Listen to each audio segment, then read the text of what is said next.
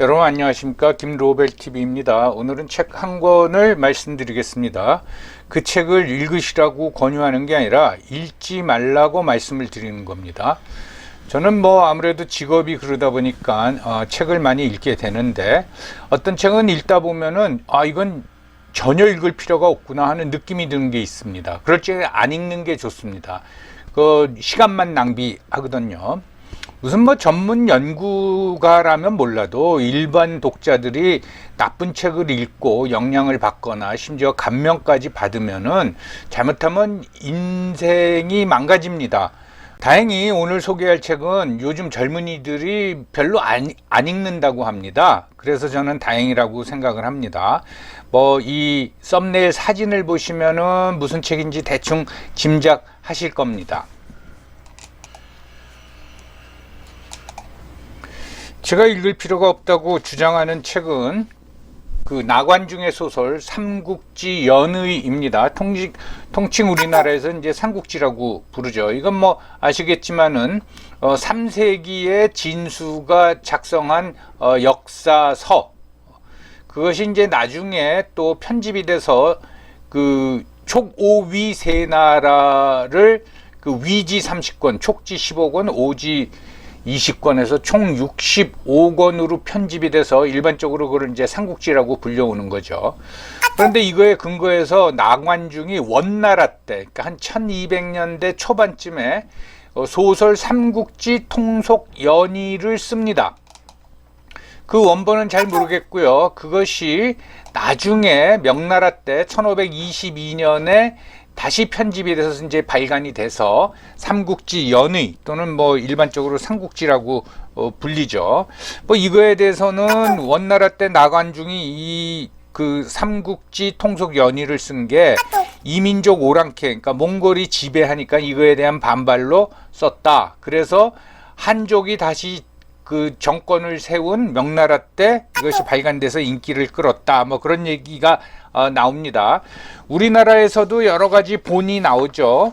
정비석 박종화 선생의 삼국지가 이제 초기 거고, 삼국지 돌풍을 일으킨 거는 이문열 씨의 삼국지. 이게 10권으로 돼 있죠. 저는 이거를 그 정비석 박종화 선생의 삼국지는 한 2번씩 읽었고, 이문열 씨 것도 한 2번 읽은 것 같습니다. 그래서 비교적 여러 번 그 삼국지를 읽었는데, 이문열 선생의 삼국지 같은 경우에는 1000만 부가 팔렸다고 하죠. 그래서 이 출판사가 아주 대박이 났습니다. 지금 굉장히 유명한 출판사죠. 그리고 비교적 정비석 박종화 선생의 삼국지에 비해서는 재미가 있습니다. 우리가 이제 삼국지에 대해서는 내용을 대충 알고 있죠. 등장인물도 알고 있고, 그래서 제대로 안 읽고도 읽은 척 해도 큰 문제는 없죠. 삼국지는 일본 또 중국, 우리나라에서도 인기가 있지만 우리나라의 어떤 비교적 전문가들의 감상평이랄까 평가를 보면은 아주 극찬입니다. 그래서 이 삼국지가 많이 읽히고 사랑받는 이유에 대해서 충의의 교훈이 있고 생활의 지혜를 얻을 수 있다. 또 역사적 사실을 알 수 있다.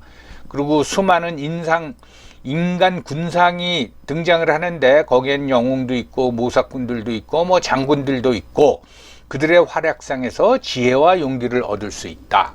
그걸 좀 더 축약해서 말하면 정치인은 치국의 리더십을 발견하고, 기업 CEO는 경영의 영감을 얻고, 어린 학생들은 영웅의 활약상을 보며 호연지기를 함양할 수 있다.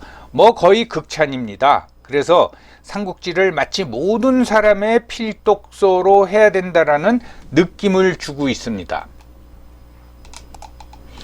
그런데 저는 오래전서부터 이제 생각해 왔지만 이거에 관해서 이번에 이제 영상을 올리게 됩니다. 제가 보기에는 삼국지는 인생에 전혀 도움이 안 되는 그냥 황당무계함 그 자체입니다. 그래서 여기에 빠져들면 안 된다 그 말이죠. 먼저 등장인물이 총 1233명이라고 합니다. 제가 일일이 세어본 것은 아니고 어떤 평가서에서 이 숫자를 발견했습니다. 그런데 그 등장인물 대부분이 의미를 알 수가 없어요. 어떤 사람은 딱 한 번 나오죠. 그래서 몇 줄 만에 목이 달아나서 없어집니다. 사라집니다. 그냥 소모품이죠. 소모품. 뭐 장군이든 뭐든 그냥 소모품이에요. 그래서 인물의 등장이라는 건 우리 생활에서도 마찬가지지만 어떤 플롯과 직결되어 있는데, 이렇게 많은 인물이 등장하면 어떤 개연성이나 인과성을 도저히 짐작할 수 없는 거죠. 그러니까 전혀 체계하거나 체계화됐거나 조직화된 글이 아닙니다. 그냥 나관중이 줄줄줄 써 내려간 거예요. 이름이 생각나면 그냥 집어넣고.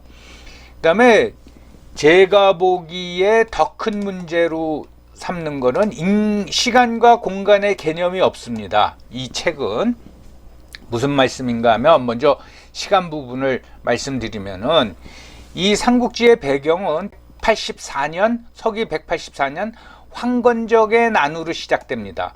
그래서 유비, 관우, 장비가 도원 결의를 한 것도 요 무렵입니다. 그리고 280년에 오나라가 멸망함으로써 이 삼국지는 끝이 납니다. 그러니까 약 100년의 기간인데, 여러분들 이 책을 읽으면은 그런 시간 개념이 있습니까? 이게 무슨 한 달 동안 일어난 일인지, 1년 동안 일어난 일인지, 10년 동안 일어난 일인지 전혀 감이 안 잡히죠. 이게 100년의 시간으로 이렇게 꼽아보면서 그 읽으신 분은 별로 없을 겁니다. 그 다음에 공간의 개념도 없어요. 이 삼국지의 그 배경이 되는 중국이, 이 동쪽으로는 지금 상해 부근인 장수성서부터, 서쪽으로는 총나라의 수도가 있었던 성도, 사천성까지 약 가로로 2000km고, 세로로는 북경 위쪽인 요녕성서부터 남쪽 광둥성 근처까지 1500km입니다. 그 면적이 한반도의 15배가 되는 거예요. 그런데 이런 광활한 공간에서 전투가 일어나는 거 보면은 뭐 그냥 저 북쪽서도 일어났다가 남쪽서도 일어났다가 동쪽서도 하루아침에 또는 그런 식으로 전개되는 거예요. 그러니까 이게 시간과 공간의 개념을 전혀 잡을 수가 없는 거죠. 그러니까 아무런 설명이나 배경 없이 장소가 이동을 합니다. 이거는 시공을 초월하는 게 아니라 그냥 황당한 겁니다. 여러분, 판타지 소설이나 SF 소설은 시공을 초월할 수 있습니다. 하지만 역사 소설은 그 배경을 완전히 무시할 수는 없다라는 거죠. 그런 시대적 공간적 배경을 바탕으로 우리가 그 내용을 이해해야 되는데, 이거 자체가 완전히 무시되고 있다라는 겁니다. 또 하나, 이 책에는 휴머니즘이라는 게 없습니다. 그냥 뭐 전투만 벌어지면 최소 수천 명, 수만 명이 죽죠. 적벽대전에서는 무려 100만 명이 죽는다고 합니다. 여러분, 히로시마에 원자폭탄이 떨어져서 10만 명이 죽었다고 하는데 100만 명이 죽는다라는 게 말이 됩니까? 그걸 아무렇지도 않게 그렇게 서술하고 있어요. 거기에서 우리가 뭐 좀 이 사람들이 어떤 인간적 고뇌가 있나 보다라고 한 거는 제가 보기엔 두 개밖에 없어요. 읍참마속하고 출사표, 이 두 개밖에 없습니다. 인간적 고뇌가 없으니까 뭐랄까, 우리가 공감하거나 뭐 얻을 교훈이 없는 거죠. 여러분, 소설은 아니지만 충무공의 난중일기나 유성룡의 징비록은 묘사 자체가 굉장히 사실적이고, 그들이 그때 한 고뇌를 우리도 공감하지 않습니까? 사실 삼국지에는 그런 면이 전혀 없습니다. 여러분, 그 당시에 촉오위 세 나라의 인구가 몇 명이냐? 역사학자들의 추산에 의하면 3,800만 명에서 최대 4천만 명이라고 합니다. 그런데 전쟁만 하면은 수천 명, 수만 명이 죽어요. 적벽 대전에서는 100만 명이 죽고. 그러면은 그 젊은 남자는 아마 100년 동안 그렇게 전쟁을 치렀으면 젊은 남자는 아마 씨를 말랐을 겁니다. 그러면은 농산 누가 짓고 소는 누가 키웁니까? 이런 이제 황당무계하다 그거죠.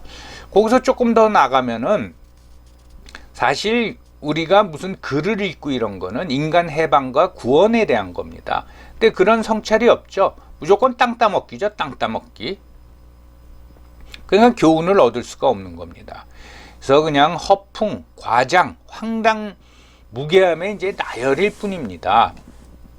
그 중에 얼마나 이제 그 과장이 심하나 하면은 적토마 예를 들겠습니다, 여러분. 나는 하루에 천리를 간다. 이런 말도 안 되는 거. 하루에 서울에서 부산까지 간다. 이런 말도 안 되는 것뿐만 아니라 그 다음에 맨 처음에 이제 동탁이 가지고 있다가 여포를 꼬시려고 여포한테 주고 여포가 조조한테 잡혀가지고 죽고 조조가 가지고 있다가 관우를 꼬시려고 또 관우한테 주고 그래서 관우가 죽은 후에는 오나라로 넘어갔다가 오나라 장군 마충한테 줬다고 합니다. 그리고 뭐 적토마가 그 음식을 거부해서 굶어 죽었다 그러는데 여러분 말의 수명이 25년에서 최대 30년이라고 합니다.